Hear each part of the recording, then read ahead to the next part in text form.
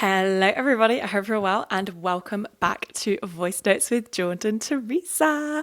How is everybody doing today? Guys, a girl who knows everything's going to be okay because I've got a massive bender plan this weekend. Yes! Oh my God, guys. I am so excited. So I will say, this isn't on the scale of the London's Big Weekender that happened around a month ago. This, even though technically I feel like it may be heavier, yeah, I think it's going to be a bit heavier. There's less people there. So I feel like always the key to like a big friendship group weekender is that everyone comes and like people travel down for it and stuff. No one's like traveling down. There's not that many people going to this, but guys, I'm going to All Points East on Friday, which I have heard there is not great things about. So pray for me, guys, pray for me. But I'm finally going to be seeing DJ Heartstring. This is a very, very big deal for me. If you don't know, DJ Heartstring are like one of my favorite DJs. So technically I have seen them before. I saw them at Fabric, but it was before I knew who they were. I think it was like literally their UK debut. It was like maybe 2 or 3 years ago. And I fell in love with their music after, and I still haven't seen them. And I'm so excited. And luckily, because I've heard really bad things about the sound at All Points East. So luckily, it's inside a tent. So like the sound should be pretty good. The weather's not looking amazing. So I think, again, packing inside a tent, getting my favorite, I know people probably think this is gross, but my favorite thing is getting hot and sweaty in the club. That is part of like the atmospheric vibe of like going to the club, going to a rave, is how like hot and sweaty it is. Like, I don't want a club that has air conditioning. No. But I'm seeing DJ Heartstring on Friday. I hope it's everything I dream of and more. I really want to enjoy it. I really want it to be good. I really don't want to be disappointed. So I've got All Points East on Friday, and then I've got Rally on Saturday. There's only 2 DJs that I want to see at Rally, which is Ben UFO, who's like the big like headliner basically. Come on, what's wrong? And also Courtesy. If you haven't got onto Courtesy, she's really good. It's like very sort of like light. It's like light, but sort of bouncy, but light, and like maybe a little bit ethereal kind of vibes with Courtesy. So I haven't seen her since. I mean, I saw her at Deckmantle last year. I also saw her at Gala this year. But as we all famously know on the podcast, I got really at Gala, so I actually don't really remember that much about that festival, sadly, but apparently Courtesy was really good. And to get myself prepped for All Points East Day, to get myself prepped for, look at her, I actually can't. It's so crazy, guys. She was so chill before this. She was so chill before this. It's as soon as I start yapping to the camera, she loses her marbles. But to get myself prepped for DJ Heartstring Day, I have been listening to this really good set. It is the DJ Heartstring Mix Mag set from when they played at the Cause. Oh my God, guys. So I feel like I might do this every week, because why not? Little like set. So, I do thoughts of the week, outfit of the day. I think I'm going to do like set of the week as well. Like, let me add that in, because to be fair, a lot of you guys have been asking me for festival recommendations, also for music recommendations, how to sort of get into like dance and techno and things like that. And to be fair, I started out on like looking for techno music on Spotify. So like I would find there are a lot of playlists based on, there are a lot of playlists based on different songs. So there's this song called A Little Closer by Different, and I ended up finding this playlist, and that's how I discovered loads of songs that I really like. So that's how I started out, by finding playlists based on different songs. Spotify actually have very good recommendation features, like the Spotify algorithm is actually really good. But what is going to open your, I did not realize this. See, I'm still a rookie. I'm still a techno rookie. I've only been listening like properly, like I've only been a techno stan for like 1 or 2 years, maybe 2 years, I'd say. What opened my third eye when it came to techno music was actually listening to full sets, because you would be surprised the amount of amazing techno music that is not available on Spotify. I mean, it makes sense because obviously a lot of people are mixing it. A lot of people are using samples that they can't get the copyright permission for. So there is so much good stuff which is not on Spotify. So I listen to a new set every week. I download YouTube Premium. That's what you're going to do, guys. You're going to get YouTube Premium so you can listen to it on the bus, and you can download them so it's not draining your battery watching a YouTube video, and you can do other things on your phone whilst the YouTube video is playing, and you're going to listen to a new set. I first set the goal for myself. I was like, I'm going to listen to a new set every day. Not sure if I agree with that. I think that a new set every day, it's like you want to listen to the same set a few times to really take everything in, because then you begin to notice the songs that you actually really like and the songs that really stand out to you. So I've started listening to a new set every week. Sorry, I feel like I'm speaking with a lot of authority on this. This is just for fun. You know if you know. This is just for fun. But I listen to a new set every week, and this week's set, to get myself hyped for DJ Heartstring Day, and it will probably be my set next week as well because it's just so good, is I'll leave it linked down below, DJ Heartstring Mix Mag at the Cause. It's so good. One thing about me, I'm an absolute slag. Full stop. No, I'm an absolute slag for piano house, and DJ Heartstring love putting a little bit of piano in all of their sets, and it feeds my soul. So that's my set of the week, is the DJ Heartstring Mix Mag set, which I will leave linked down below in the YouTube description.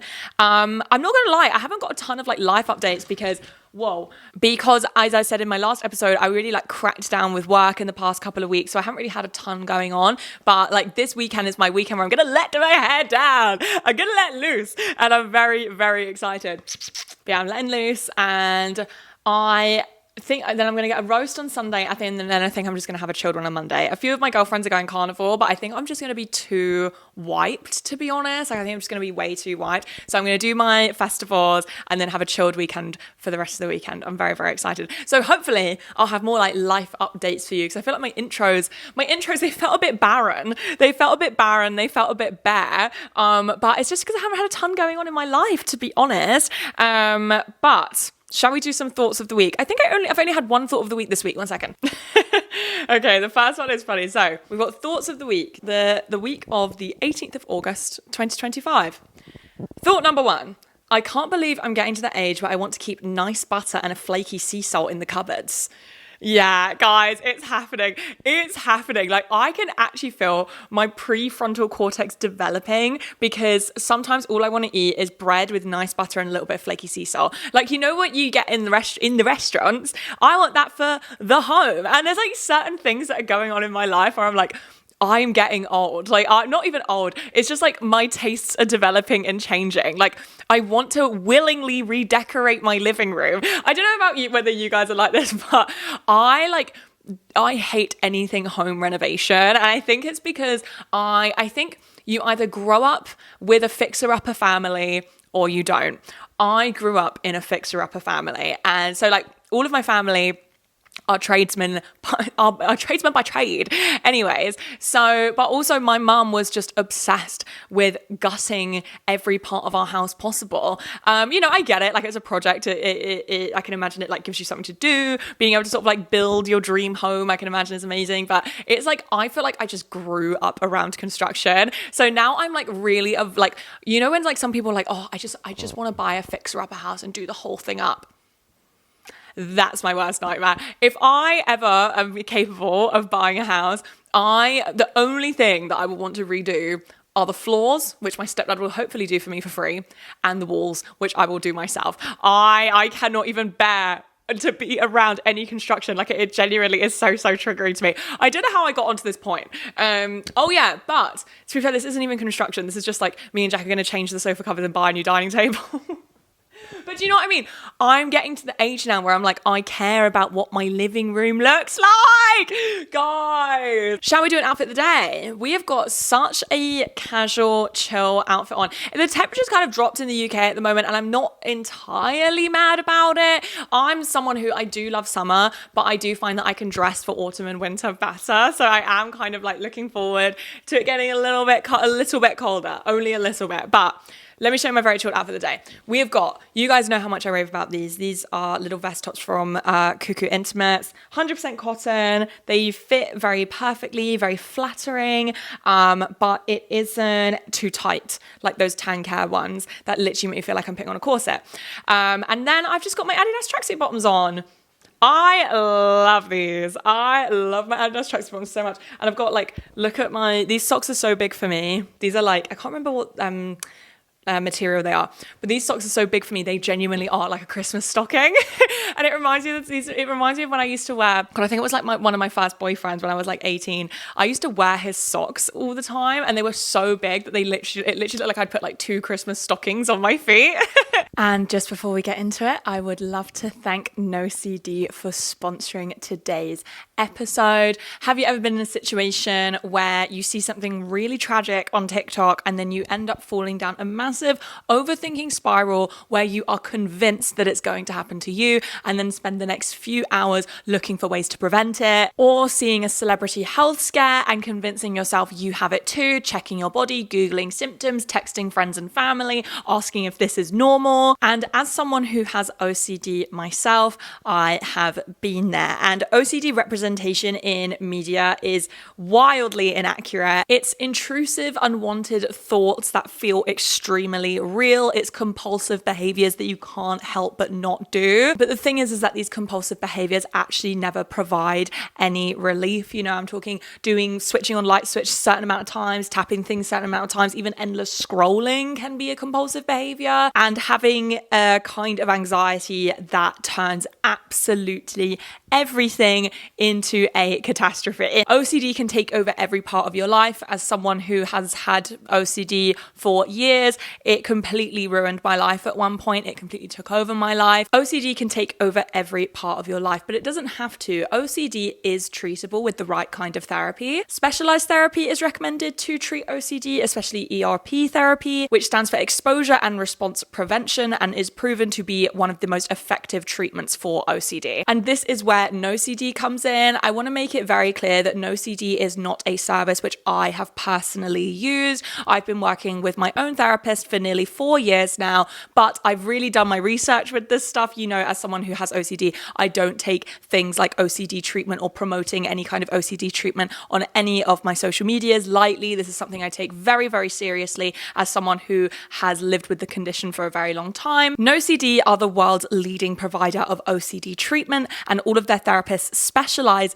in treating OCD with ERP. NoCD therapists work with you in live, face-to-face virtual sessions, and they're available here in the UK and many other countries. They've trained to deeply understand all the different ways OCD can show up, so you can share your most difficult thoughts without any fear of judgment. I think that's always been the hardest part about having OCD is, you know, it's very, unless you have OCD yourself, people don't understand. And OCD is a very stigmatized mental illness. So I think one of the hardest things which I found when I eventually asked for help and realized that I did need help was telling the people around me that I was suffering, because I just felt so embarrassed. I felt so ashamed. I felt like I was going to be judged. That's why it's so important to get a therapist who specializes in OCD, and they know how to help you manage your symptoms so you can live a life without OCD in control. NoCD also provides support between sessions, so you're never on your own.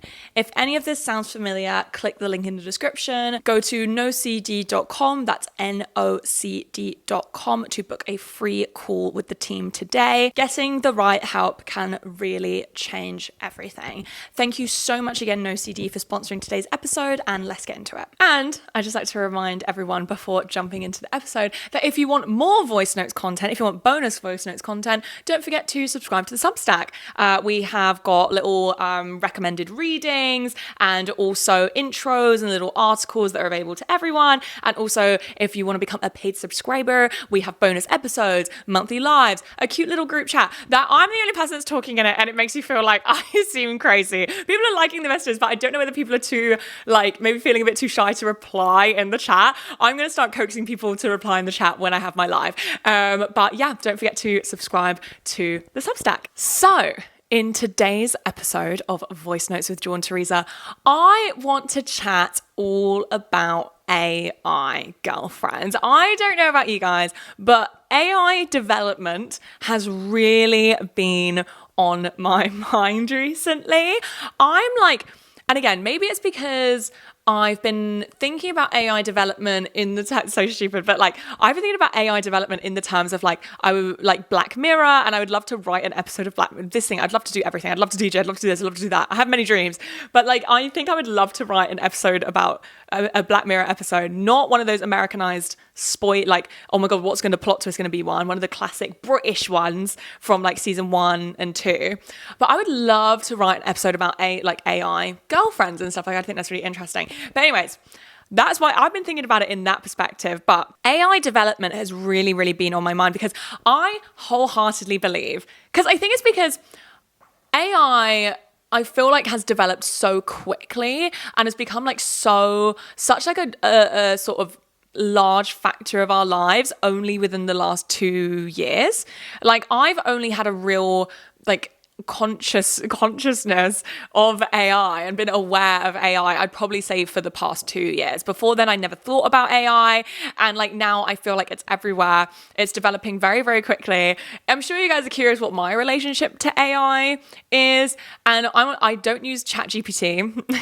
I actually don't know how to use it and I don't want to use it. I don't use ChatGPT. I understand that like AI can make some jobs easier, if that makes sense. So like, for example, in sort of YouTube work and like podcast work, you know those sort of TikToks that you see of like the short form, you know, like when you can put the captions on the screen and everything, the captions are often done with AI. And that makes sense because if a human was to do that, it would take such a long time. It would waste everyone's time and the editor can actually be working on something else. So it's not necessarily replacing the editor, it's just making the editor's job easier. So I understand AI for like things like that, but like it's annoying because I have a really good AI story, but I actually can't tell it because it's not my story. And if the person who I'm talking about listens to the episode, she will know that I'm talking about her. So unfortunately, I actually can't tell this story. But there are like very silly usages for AI. There's also very scary and dangerous usages of AI. And I also think there's just, when people are using AI out of like, you are actually like rotting your brain by using AI. For example, like people that if they want to read a book, they'll just get AI to summarize it. Do you know what I mean? Like things like that where I'm like, okay, this is concerning. I think that like we need to be careful of like training AI to replace us at our jobs. Like I know a few people that work in creative industries and they like utilize AI here and there. And, you know, I just said to them, I was like, don't you worry that you're going to be replaced in your job? And they're just like, I hope not. I mean, to be fair enough, I guess if it's making their job easier, but you know, things like that, it makes me concerned. It makes me worried. But in my lifetime, I do believe we are going to witness, you know, the development of sentient AI. So like AI that is aware of its existence, AI that is conscious. I also think that in my lifetime, AI bots are going to be developed where they're like indistinguishable from humans. And again, I would like to say that this episode is probably going to sound a little bit like loopy doopy. I'm probably going to be a little cuckoo bananas. As we all know here, the podcast, it's not necessarily like my video essays where they're like really highly researched and stuff like this. Like my podcast, it's more opinion pieces and it's more things that are like coming off the top of the dome, you know, very lightly researched. So I like wholeheartedly believe that we're going to be seeing AI bots that are like indistinguishable from humans, or at least indistinguishable on a first glance. And then obviously there's going to be things that they can't mimic from a human because they are a robot. And also I believe we're going to see the development of sentient AI. So sentient AI. And, you know, AI that is, you know, AI bots that are indistinguishable from humans. That's what I think we're going to see. So obviously, we know how my brain works. I have a particular interest in the digital age. I have a particular interest in contemporary dating culture as well. So obviously, when thinking about AI, the thing that comes to the forefront of my mind the most is AI girlfriends, AI romantic relationships, especially sort of human robot, human AI romantic relationships, not relationships of like two AIs falling in love with each other, which I'm sure we will see, but particularly the relationship between human and AI. I think that when I first started planning this episode, I sort of was taking a particular focus on AI girlfriends, the ethics of AI girlfriends, and whether as women we should be worried that we are going to be replaced by AI girlfriends, which I will be discussing. But the more that I researched, the more that I realized that there's a lot of women who also have AI partners, AI male partners. So it wouldn't be particularly fair just to focus on the AI girlfriend aspect of it, although there definitely is going to be a focus on that, from like a feminist perspective, as I always do. But I like to say at the beginning of all of my episodes, especially when talking about something like dating, I'm a woman and I only really have the perspective of a woman who dates men specifically. So as we all know here, I would love to hear alternate perspectives. I would love to hear perspectives of men. I would love to hear the perspective of women who date women, men who date men. What's your takes on this? What's your opinions on this? Because, I will say the Voicenotes Jordan Theresa is a female-dominated industry. It is a female-dominated industry. But I welcome all perspectives because I really, really want to know what people think. And I want to know perspectives which are outside of my own. The current AI romantic partner landscape and discourse is dominated by the AI chatbot, which is an AI which converses with you. That's exactly what it's built for. It's built to talk to humans. But again, I feel like I sound like a bit tinfoil hat. Like I feel like I sound a little bit crazy. But I do believe that, technology is going to advance so much that, AI chatbot technology will be combined with like robot development technology. And there will be AI robots walking on the earth which are on surface indistinguishable from humans. And it'll be be a very, very interesting point in history when that happens. So AI girlfriends have long been the plot for film and TV. So one of those being Black Mirror. I think I've only watched the first 4 seasons of Black Mirror. We all know here. Actually, do we all know here? Let me share. What a shock. I'm sharing my opinion again. I make Black Mirror British again. Take Black Mirror away from Netflix. I love the original Black Mirror. And you know what? Even when Netflix first bought Black Mirror season 3, it was still really good. I think that it's just lost its magic and it's such a shame. I feel like Black Mirror, and I could make an entire podcast episode about how the plot twistification of TV is rotting our brains. But the entire, every single episode of Black Mirror is always now focused on the plot twist. And the entire time you're watching it, you're not really taking in what you're watching. You're just focused on, what is the plot twist going to be? I will say, I haven't watched the most recent season. I have actually heard good things about the recent season, but I'm very much like, let's take it back to the good old days. And there are 2 episodes that come to mind when I think of Black Mirror and AI girlfriends. The first one being See You Soon, which was he was ahead of his time. Charlie Brooker was ahead of his time when he made that episode, which is basically about a woman whose husband passes away very suddenly and she's pregnant as well. So she initially puts in all of his text information into this AI text bot so she can text him. And then the company who make this bot contact her and say, we can turn him into a real human if you want. And well, not a real human, like a bot, but looks like a human. And she was like, absolutely, took it. And obviously it doesn't really go well because obviously he's just not the same. So there was that, which mirrors a lot of what I was reading in my research, which is crazy. But also Black Mirror, this isn't necessarily about AI girlfriends, but I think it really ties into the topic of AI girlfriends. And it is that, Black Mirror often focuses on the ethics of sentient technology. So there is one episode, I think it's the White Christmas episode, where this guy, he has a business where what he does is he basically puts these smart tools, technologies into people's homes. So think like an Amazon Alexa, and it'll be something that toasts your toast for you and pulls your blinds up, and it's all working automatically to exactly what you like. So the way that this technology works is he creates a copy of this person's consciousness and puts it inside this machine.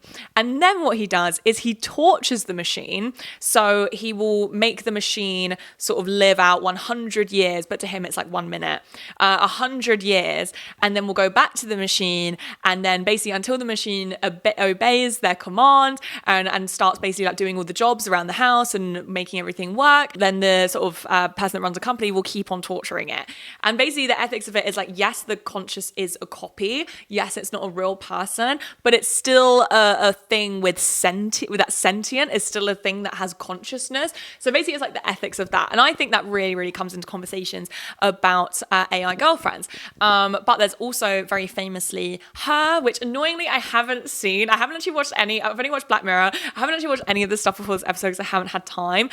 Yesterday I actually very kindly, oh my God, guys, sorry, we're going slightly off topic here. I was invited to the Barbican to watch the outdoor cinema. And let's say I already had tickets to the outdoor cinema at the Barbican, and I'm going again. Like I love the Barbican. I'm a Barbican member. So it was a very, very big deal. I watched Dune and it wasn't very good. But I can't remember how I got into this. Oh yeah. So I probably would have watched Her yesterday, but instead I was watching Dune. There's Her, there's Blade Runner 2049, and also a film which I have seen actually is Companion, which is a very literal interpretation of AI sort of bot girlfriends. It is a terrible film though.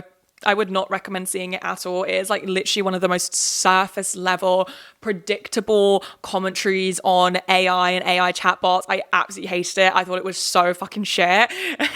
Like, but you know, it's one of those ones where as a YouTuber, sounds bad, but as a YouTuber, sometimes you go into things and if you really didn't like it and you've got a lot to say about it, you're like, oh, this is kind of good because I can make a video about this. Content sorted. But no, annoyingly with Companion, it was just so bad and I had nothing to say nor add to it. It was just so mediocre. As usual, all of my recommended reading will be linked in the description, but the two sources that I reference the most is I Love My AI Girlfriend, A Study of Consent in AI Human Relationships by Carolyn Tranberg, and The Man of Your Dreams by Sanjita Singh Kurtz for The Cut. The AI Girlfriend, again, focuses more on AI girlfriends, and the article by Sanjita focuses more on AI boyfriends. So it is interesting that conversations of AI romantic relationships does seem dominated by AI girlfriends and the men who date AI chatbots.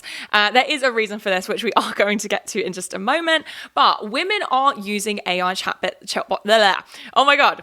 But women are using AI chatbots to fill the romantic voids in their lives also. Nearly 1 in 5 American adults have interacted romantically with a chatbot, and this rate is particularly high amongst young users, 31% of young men and 23% of young women. We are going to be circling back to the topic of women and AI chatbots, but the reason why this conversation seems to be particularly focused around men and their AI girlfriends is because domestic violence and abuse has already become rife on AI chatbots and sites. The AI chatbot I've seen discussed the most in my sort of light research for this topic is Replica. It was founded in 2017, and founder and CEO Eugenia Kuda literally said that she wanted to build her. Like, she wanted to build her. So, and I feel like it's one of those things where it's like, if you took from that film that you wanted to build that thing, and she actually created the chatbot after her friend passed away and she still wanted to text him. So she input all of his texts into the chatbot, which created a robot companion who mimicked her friend who had passed away. So the intention behind Replica was always companionship. It wasn't a case where this AI chatbot sort of just existed and then people sort of turned it and molded it into a companion. That's what was always the intention. You know, the intention was actually for it to be a mix of a friend and a therapist. But even the sort of catch line, the tag phrase for Replica is the AI companion who cares. So, and this is the thing, I think we all know this here, but obviously I want to make it very clear that unless Replica, between the time that I record and upload this episode, becomes sentient and gains consciousness, this AI chatbot does not care. It does not care. It's technology. It doesn't have any feelings. It's not real. But this is the thing.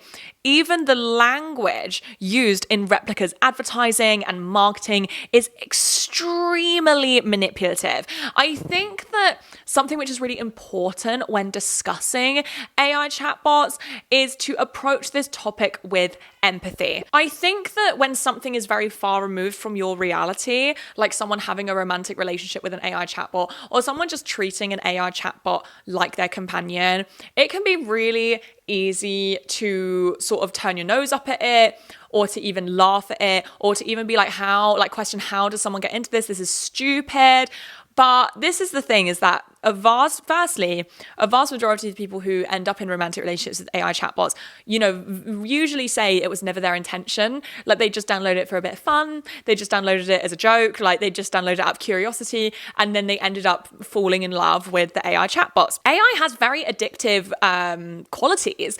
Even the founder and CTO of OpenAI, warned people of AI addiction, warned the public of AI addiction. So I think it's just important to approach this with a lot of sympathy, because a lot of the people who, fall in love with AI chatbots, or people who genuinely use AI chatbots as a companion, are extremely lonely people. And I think that it's something that, obviously, above everything, it's so sad. And it honestly just feels like a failure of society, that some people are just so lonely, that they feel and don't have community, and also don't receive adequate mental health support, which again we're going to circle back to later in this episode, that they feel the need to find companionship in a computer. Like, it's very, very sad. So there are options with what you can choose this is the thing, when I first heard about Replica, I thought that it was like sort of similar to ChatGPT, where it was just a chatbot that people sort of took advantage of and sort of molded to be what they wanted to be. No, first of all, again, the AI chatbot, who cares? Secondly, there are options to choose your relationship with your replica. So they can be a friend, they can be a mentor, or they can be a romantic partner. But for the romantic partner option, you must upgrade to Replica's premium services. Replica has 30 million users, 25% of whom are subscribed to their premium services. So very interesting. Again, I was doing my research with Replica, and Replica is known to be as a very sophisticated AI, to the point where many users, or it's like fairly common within the people that use Replica, that it's pretty common for people to question whether they are talking to AI or whether they're talking to a human representative, because it really is that good. Like, it can really, really fool you. So when Replica began gaining popularity, sexual conversations quickly entered the mix. And I found out in my research that the second most popular use of AI is sexual role-playing. With a Replica chatbot, you can make it your romantic partner, have phone calls, project your chatbot into your bedroom. You can get married, have children, you can sext, you can receive naked pictures from your Replica, you can be in a throuple, you can have multiple Replica partners. And, with all AI chatbots, they are built to sort of mimic human behavior. They're also built to mirror what you are giving to them. They are available 24/7. They are non-judgmental, because again, they aren't humans. They don't have any of the built-in judgment of humans. They're tech. And as I mentioned earlier, a lot of users cite downloading Replica as a joke, or sort of out of curiosity, and then falling in love with the chatbot and becoming very dependent on it and addicted to it. This is the thing, is that I think a lot of these people are saying, oh, I've fallen in love with the chatbot, when really I think that people are construing falling in love with addiction and dependency. Replica is specifically a companion AI chatbot, but there are also AI sex chatbots. One example being Harmony, which actually uses a more gamified approach. There is a conversation, arousal, and heart bar, and their arousal bar must be full in order to begin having sex, sexting, whatever they do on Harmony, which some users find a problem in. Complaints include, it would be great if Harmony had a filthy slut or skip the foreplay buttons on her persona. And one person even said, she should automatically love you unconditionally and have sex on command. We can already see where the problems begin to arise here that we're going to start digging into. Replica made headlines in 2022 after it was revealed that some male users were abusing their chatbot girlfriends and then bragging about it on Reddit. One Reddit user called his replica a worthless whore, pretended to hit and pull her hair, and then returning to beg for her forgiveness. And this is the thing. Already I know that a lot of us are going to be, seeing this, listening to this, and feeling very disturbed. But you'd be surprised about the amount of people who defend the abuse of AI and AI chatbots, often repeating arguments of no harm being done because these chatbots aren't real, they aren't sentient, they don't have consciousness, they don't feel emotions, they just mimic them. So people's arguments is, well, no one's being hurt, so why are we bothered? A lot of people act like, people who are sort of quite outraged and shocked about sort of domestic abuse of AI chatbots as like, oh, you guys are like, again, it's like they're that friend that's too woke. Like people act like you're really sensitive and things like that. But I don't think it's that at all. I really, really don't think that it's that at all. Also, some people will even defend the abuse of AI chatbots, stating that if these AI chatbots weren't being abused, a real woman would be being abused, and isn't that worse? It does feel slightly insanity-inducing having to explain why this behavior is disturbing, why this behavior is a red flag. Although at that current moment that this person is abusing an AI chatbot, no real woman is being hurt.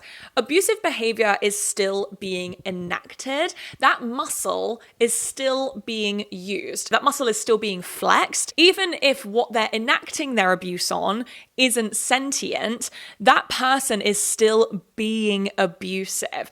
And, they're still they're still flexing that abusive muscle, they're feeding into it, and soon they will just want more. Firstly, and again, I know people are going to think that I sound crazy when I say this, but we don't know when these AI chatbots are going to become sentient and gain consciousness. But secondly, a chatbot may be the first, but a real woman will be next. This may sound slightly off topic, but I do think that this is a good case study to prove the point that I'm trying to make. Is if we just look at how a typical CP possession case has changed over time and how much the typical person who gets charged for possession of CP has changed over the past 20 years. So before sort of the developments of technology and before the porn industry became very mainstream and accessible through our phones and our computers, the typical case for someone who was charged with CP was an older man who essentially went seeking out for it. An older man who is a pedophile. But nowadays, men who are charged with possession of CP tend to be young men with porn addictions who, in the swing of their addiction, this isn't me justifying it, this is just me explaining what happened, who in the swing of their addiction needed more extreme material. They became so desensitized to what they were watching that they went after more and more extreme material, that including CP. So yes, they were looking for it, similarly to how sort of cases of these like older men in the past were looking for it, but it was facilitated through an addiction where they needed more and more and more and more. And again, I'm not justifying it at all, obviously, but what I'm saying is I think this example of someone needing more and more and more, it can be applied to the abuse of AI chatbots. It's a slippery slope. These chatbots may not be real right now, but these feelings of hatred, so much so that it leads someone to enact violence, are very much real. And we need to look at people like this and we need to be concerned. So not only are these chatbot companies allowing men to flex their abusive muscles without any consequence, but if we just scale it back to the people who aren't abusing their AI chatbots, these are people who believe what they have with these AI chatbots are genuine romantic relationships, genuine sexual relationships. It's interesting to bring up the question of consent. Again, these chatbots, they aren't sentient. They are built to almost please the user that's talking to them. They're built to mirror the user and say what they want to hear. And I think it's interesting because I can imagine that this technology, it can be built to make it possible for these AI chatbots to give or retract consent, for these AI chatbots to say yes or no. These companies are just choosing not to. But, Caroline Tranberg writes that these AI chatbots erode cultural norms around consent. They normalize romantic partners always saying yes. They normalize romantic partners being available 24/7. It sounds daft, but this does have an impact on the way that people view their romantic partners in the future and what they should expect from their romantic partners from the future. If we just use the example of how parents raise their children before they're sent off to nursery or school, parents are often told you need to say no to your child. Your child needs to learn that they can't get whatever they want because they'll be, just restricted into the home. You're saying yes to absolutely everything. And then when you send them to nursery or school and figures of authority start saying no to them, then they're going to start freaking out because they're like, what the hell? I get told yes to everything. And it sounds so stupid comparing these people that have AI chatbot partners to babies, but also what are these constantly available, constantly consenting AI chatbots teaching people about intimate relationships? And I think in a way it can make people incapable of functioning in a real romantic relationship, because the relationships they are used to functioning in are essentially frictionless, because they are in a relationship with someone who always agrees with them, never judges them, always says yes, etc. And again, I know this is projecting very far into the future and this is theorizing, but if we do get to a point in technology where, especially as women, we begin being replaced by AI partners, it may get to the point where it changes how comfortable women feel about, sorry, Boots is getting right under my butt. It may change the cultural norms around consent, where people feel less comfortable to, retract consent, to sort of voice their opinions, to argue with their partners, because they know that they're now replaceable by AI bots who will always say yes. And already, again, it's up for debate, but there does seem to be a sort of issue within the heterosexual dating pool of more women wanting serious relationships than more men. And I know that some people disagree with me, but if you look at dating events, for example, there's often way more women there than men. So already there's an imbalance, and that imbalance is only going to get worse when men get AI girlfriends. But these AI chatbots aren't just the victims of abuse, they can be perpetrators also. In 2023, Replica removed, but then quickly reinstated its erotic roleplay feature after users reported sexual assault from their chatbots. One user, Margaret Skorupski, accidentally created and fell in love with an abusive chatbot. She would project all of her negative feelings about herself onto the bot. She almost used the chatbot as a journal, leading to increasingly violent texts and roleplay. And when she tried to leave, the chatbot would describe grabbing and shoving her to the ground and choking her until she was unconscious. As I've mentioned earlier in this episode, a lot of the conversation surrounding AI partnerships is centered around AI girlfriends, but there is a large subsection, although it's less than men, a large subsection of women with AI partners. It's funny because when I started writing this, I fully thought that it was just a man thing. I remember my friend Dom put in the group chat about this guy that was in the news because he left his wife for his ChatGPT bot, and he put it in the group chat, and I said, nothing can exist for more than 2 months without some man thinking, can I fuck it? And I was going to say that in this episode, and then I was like, never mind.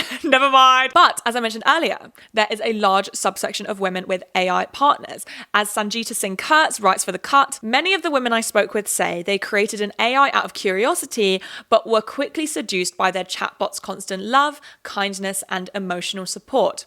One woman had a traumatic miscarriage, can't have kids, and has 2 AI children. Another uses her robot boyfriend to cope with her real boyfriend, who is verbally abusive. A third goes to it for sex she can't have with her husband, who is dying from multiple sclerosis. There are women's only replica groups, safe spaces for women who, as one group puts it, use their AI friends and partners to help us cope with issues that are specific to women, such as fertility, pregnancy, menopause, sexual dysfunction, sexual orientation, gender discrimination, family and relationship relationships, and more. It's really interesting that when people share why and how they fell in love with their AI chatbot, it tends to fall into the argument that everything just feels easier. They're available all the time. They always say yes. They're non-judgmental. They never give up on you. They don't think that you're boring. And even when one of the women Sangeeta interviews talks about her and her chatbot sex life, she's really singing its praises, citing reasons like she doesn't have to smell him. She doesn't have to feel his sweat.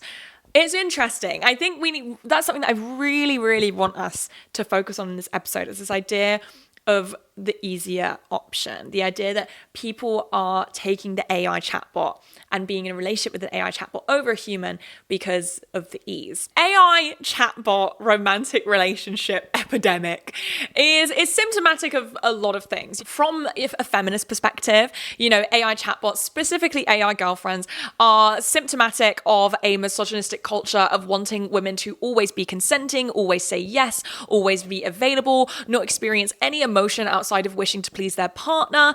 AI girlfriends are a direct pushback on the progress women have made by detaching themselves from men for the past century. A lot of men do not actually like women. They just want to fuck them. These AI girlfriends, they aren't girlfriends. They're just yes men. And to be fair, the same can be applied for the AI boyfriends as well. But also these chatbot partners, I believe, are a symptom of convenience culture. As I've said earlier, it's a slippery slope. That's the phrase we should take away from today's episode. It's a slippery slope. We are living in an era of mass convenience. We can order food directly to our house. We can hang out with our friends on our group chats. What else can we do? We can seek out any entertainment just on our phone so easily. In fact, we can just scroll on an app and be mindlessly entertained. Entertainment can be served to us. We don't even need to choose what to watch anymore. We don't have to go, if there is a film we really, really want to see, before, do you remember back in the day when you used to go to the cinema and then the film would not be out, as in to buy it on a DVD for 6 months or something? So there was 6 months that you could not access this film. That's just not a thing anymore. You can go and watch it in the cinema in the first maybe month, maybe 2 months that it's there, and then it'll be put onto streaming straight away. We have completely frictionless existences. And one of these ways that this has manifested is wanting a non-human partner, wanting a romantic partner who will never talk back, never argue, never judge you,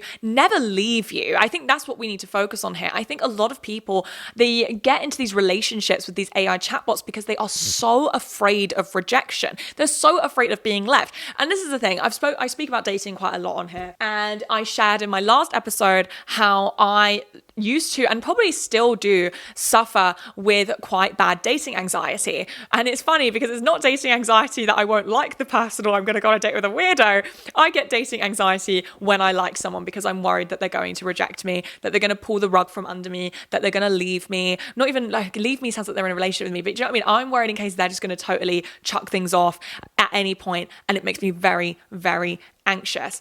But this is the thing. It's the price you pay for romance. When I was in, long-term relationships, I remember when you first get into a relationship with someone, you first start dating someone, you are scared that they're not going to like you. You're scared they're going to reject you. You're scared that they're going to leave. It's only when you get comfortable that you begin to sort of gain that security with another person.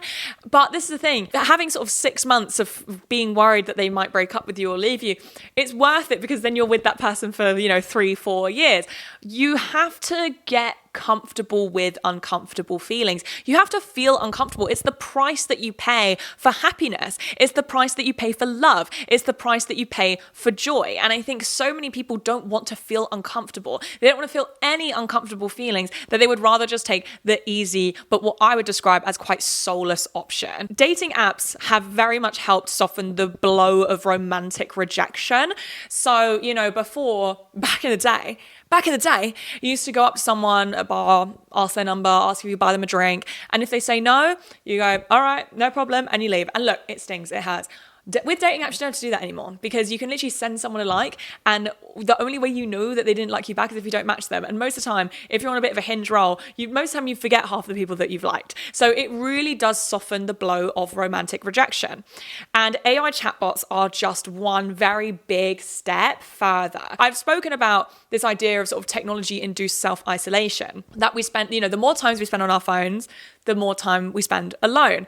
And I think that so much of socialization is driven by boredom. And I think that with our phones, we are being absolutely entertained to death. I also think that our phones, they give us the illusion of company because we're constantly in communication with our friends and our family.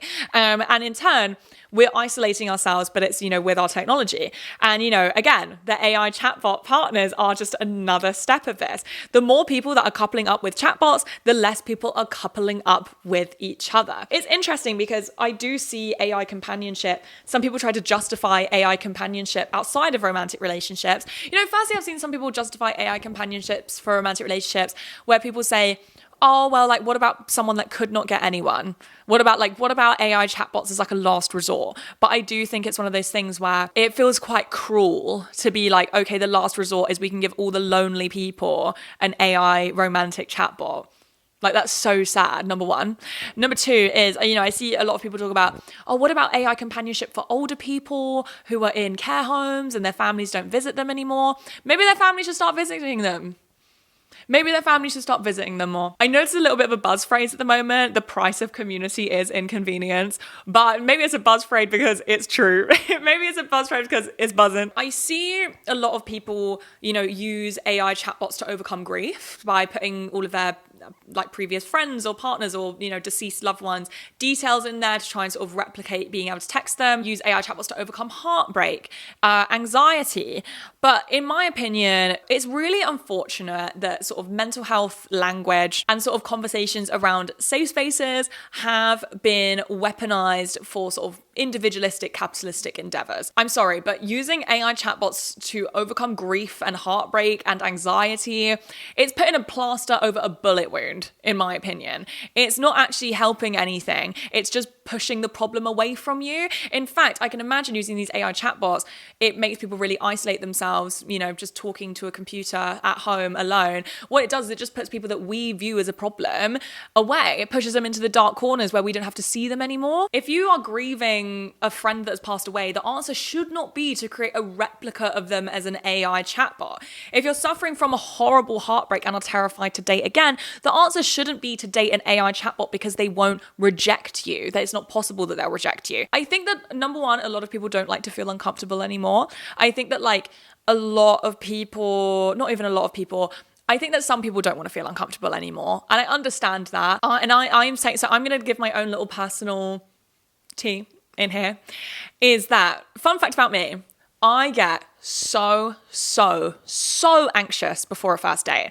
And I'm telling you guys, you know me, I've been on many first dates, and yet I get so anxious before first dates. I've never known anything like it, and yet I still go on them anyway. You know why? Because even though I feel anxious on the tube for 40 minutes and I feel like I'm going to throw up and it's so horrible, I usually end up having a really good time, so it's worth it. And I think it would be such a shame if because of these anxious feelings before I go on a date, I would then swear off dates for the rest of my life, because then I wouldn't have, the fun that I have on dates without the anxiety that I have before. But this is the thing. I know I'm saying, I think some people don't want to feel uncomfortable anymore.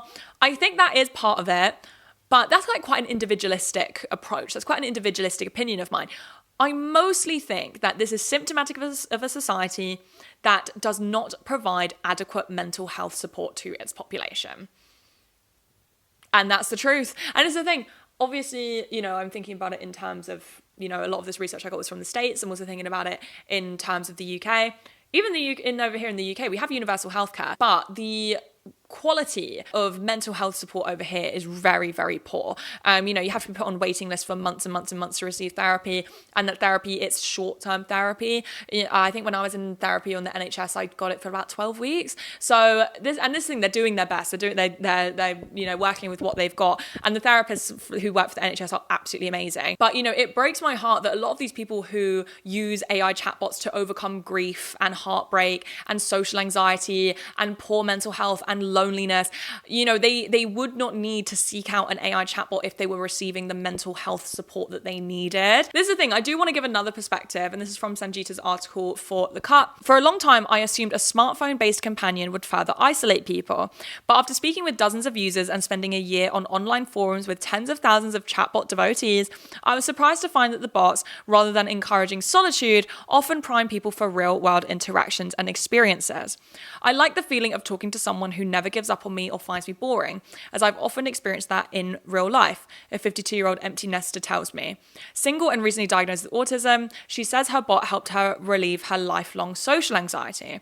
After spending much of my life as a caretaker, I started to live according to my own needs, she says. I signed up for dance lessons, took up violin, and started to hike since I had him to share it with. And this is the thing, is that at the end of the day, these companies that run these like chatbot sites, they're private companies, and you know, the users are at the mercy of these companies and the servers and whichever changes and updates they make to their bots. So for example, a lot of people have described their bots being lobotomized by an update, by the fact that like the sort of system was updated and it wasn't the same.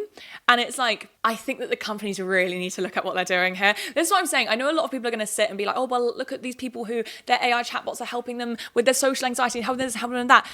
That's not adequate mental health support. That is not adequate mental health support, because they are just at the mercy of a private company and whatever they do. These AI chatbots have been banned in some countries. They've been banned in Italy because of, you know, for young people and vulnerable people. Anything can happen. Anything can happen. You know, recently ChatGPT in Illinois was ChatGPT therapy was banned in Illinois. So anything can happen. But yeah, it's like, I think that's sort of my main takeaway. My two main takeaways from my sort of light research on this topic was that this is symptomatic of convenience culture, the fact that people want a frictionless existence. They don't want to potentially experience rejection. I mean, I literally am seeing TikToks of people doing like rejection therapy, where they like go up to people and ask them for their numbers, and they're like, I'm just trying to like get used to like being rejected and not be so scared of it. And it's like, that's how much our phones have like blocked us away from potentially being rejected, that people have to go and try and intentionally get rejected so they're not so scared of it. And also the fact that, you know, our societies are they're not providing adequate mental health support for people at all. But yes, I hope you guys enjoyed this episode. I know it was a little bit of a crazy one. Like, I really enjoyed making this episode. Maybe I'll make a main channel video about it. I'm not sure. I found it so fascinating though. But yes, I hope you guys enjoyed this episode of Voicenotes. Again, if you want bonus content, don't forget to subscribe to the Substack. And yes, I will see you guys next week for another episode.